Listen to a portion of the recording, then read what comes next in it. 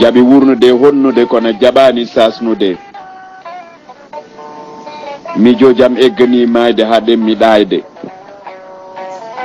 miijade irede leydi e sayde ina addanami fayde taw mi wontata haalde saka dene ŋaalde mi miijataka ñamde e yarde e yewtede mi dañata haalde e taarede gaajadede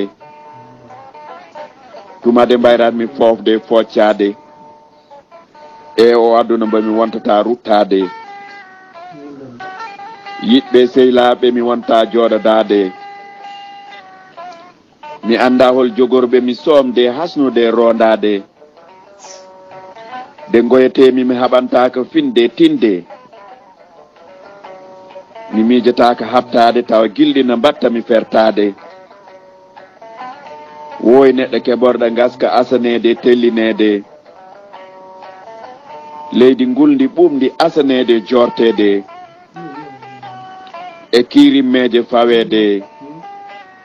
e yiɗɓe mum serdede woyede balɗe gurdam yejjitede battande am fof koyɗe genale uddatede udditede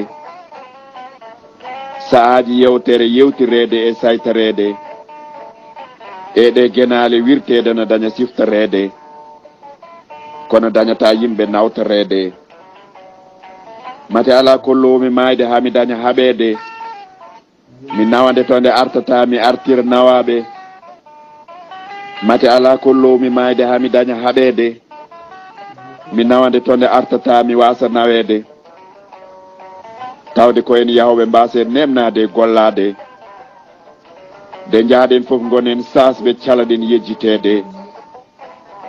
maayi tan ko mba ɗaccani hay hunde gam siftorede